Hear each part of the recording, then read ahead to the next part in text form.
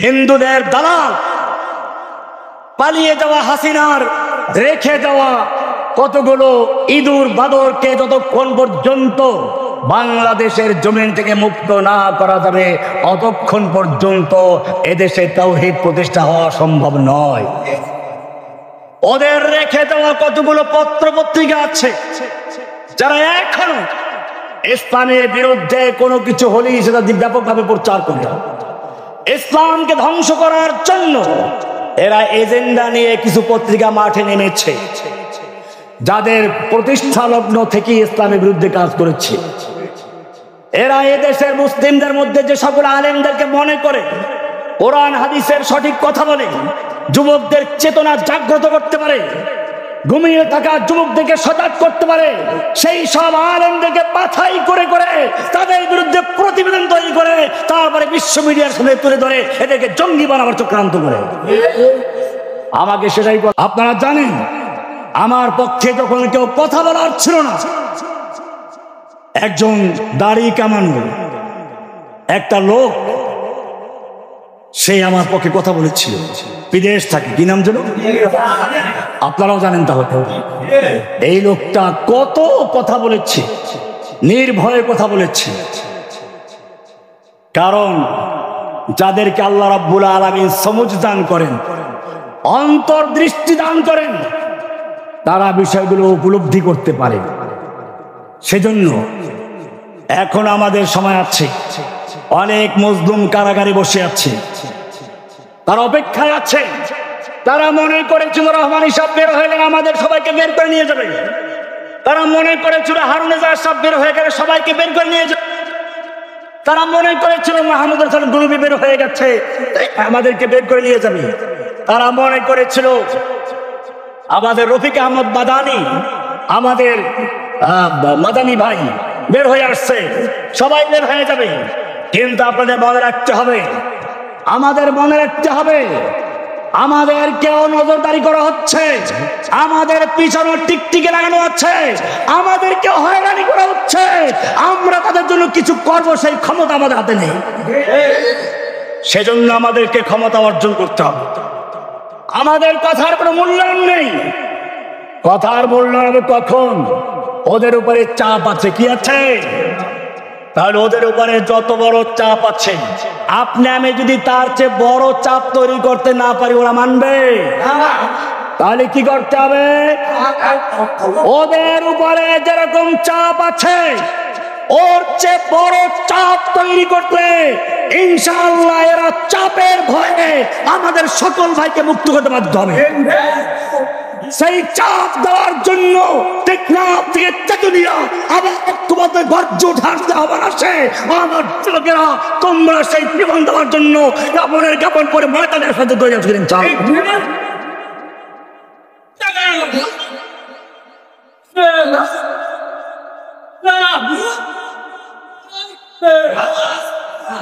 আমি আজকে বলতে বাধ্য হচ্ছি, আমার মাদ্রাসা মসজিদ মোহাম্মদপুরের একটু এখন দখল করে আছে। হাসিনা চলে গেল, আমার মসজিদ এখন ওরা কি করে দখল করে আছে? এই মসজিদে একবার করা হয় নাই, আমার বাড়ি ঘর দখল করে আছে।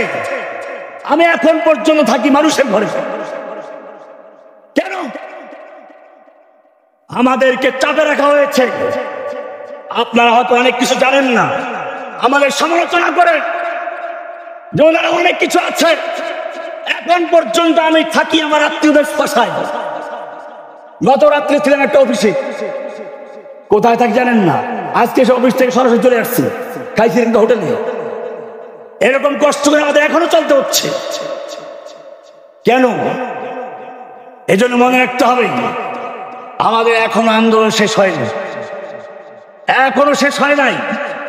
ভারতের 5টা গোলামেরা ক্ষমতার মসনদে এখন বসে আছে। হাসিনার রেখে দেওয়া গোয়েন্দা বিভাগের লোকেরা এখনো বিভিন্ন জায়গায় উত্তরে বসে আছে। ওদেরকে ততক্ষণ পর্যন্ত বাছাই করে করে টেনে হেঁচড়ে রাজপথে না নামানো যাবে ততক্ষণ পর্যন্ত বাংলাদেশে আলেমদের মর্যাদা প্রতিষ্ঠা হতে পারে না। ওদেরকে যতক্ষণ পর্যন্ত বাংলাদেশ থেকে ক্ষমা করে এদেশ থেকে মুক্ত না করা যাবে ততক্ষণ পর্যন্ত আসিফ মাহমুদ আতাবদের নিরাপত্তা নিশ্চিত হতে পারে না। এখনো তাদেরকে হুমকি দেওয়া হচ্ছে, এখনো হুমকি দেওয়া হচ্ছে। এই হুমকি শুধু আসিফ মাহতাবকে নয়, এই হুমকি শুধু সরওয়ারকে নয়, এই হুমকি হচ্ছে ইসলামী চেতনার বিরুদ্ধে, এই হুমকি হচ্ছে তাওহীদের বিরুদ্ধে, এই হুমকি হচ্ছে ইসলামী মূল্যবোধের বিরুদ্ধে, এই হুমকি হচ্ছে আল্লাহ এবং আল্লাহর রাসূলের বিরুদ্ধে।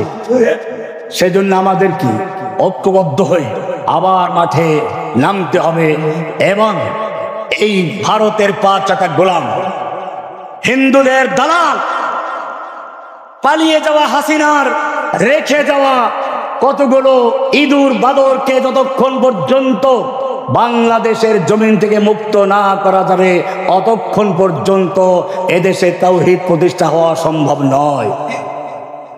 ওদের রেখে যাওয়া কতগুলো পত্র পত্রিকা আছে যারা এখনো ইসলামের বিরুদ্ধে কোনো কিছু হলেই সেটা ব্যাপকভাবে প্রচার করে, ইসলামকে ধ্বংস করার জন্য এরা এজেন্ডা নিয়ে কিছু পত্রিকা মাঠে নেমেছে, যাদের প্রতিষ্ঠা লগ্ন থেকে ইসলামের বিরুদ্ধে কাজ করেছে।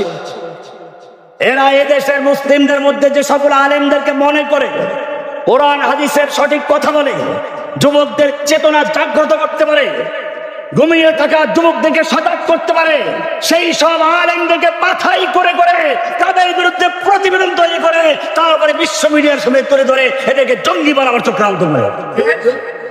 আমাকে সেটাই করা হয়েছিল, আমি সেই মিডিয়ার চক্রান্তের শিকার হয়েছিলাম, আমি সেই মিডিয়ার চক্রান্তের শিকার হয়েছিলাম। এর একটা জ্বলন্ত প্রমাণ আপনাদেরকে দেই। আমাকে যখন দিনে দুপুরে অপহরণ করে জামিনের থেকে মুক্তি না দিয়ে অপহরণ নিয়ে গেল, সেই সময় যারা প্রতিবেদন তৈরি করেছিল তারা কি জেনে বুঝে করেছিল না না জেনে করেছিল? জেনে বুঝে করেছিল। তাহলে কেন করেছিল? ওরা জানে জসিমউদ্দিন রহমানী মুক্ত হওয়া মানে হচ্ছে এদেশের তাওহীদি জনতার ঈমানি চেতনায় তার জন্য তুমি আগুন জ্বালানো। ওদের কলিজায় ভয় লেগে গিয়েছিল। জেনে রাখবে, ওদের ভয় বাস্তবায়ন করার জন্য, ওদের কলিজায় আগুন ধরাবার জন্য ইনশাআল্লাহ আর তোমাদেরকে মাঠে নামতে হবে ইনশাআল্লাহ। ওদের কলিজার আগুনে পুড়ে যেন ছারখার হয়ে ওই পত্রিকা অফিস সহ জলে পুড়ে ছারখার হয়ে বাংলাদেশ ছেড়ে ওরাও যেন ওদের নেত্রীর কাছে গিয়ে চলে যেতে হবে, সেই চেষ্টা আমাদের করতে হবে। এই জন্য যদি আবার ডাক আসে, এই জন্য যদি তোমাদেরকে আবার মাঠে নামতে হয়, ও আমার যুবকেরা, দল মত নির্বিশেষে কোন চিন্তা ভাবনা না করে কাফনের কাপড় পরে ময়দানে নামার জন্য তৈরি আছেন ইনশাআল্লাহ। ইল্লাহি তাকবীর, ইন্না শাহীদা ওয়া ইন্না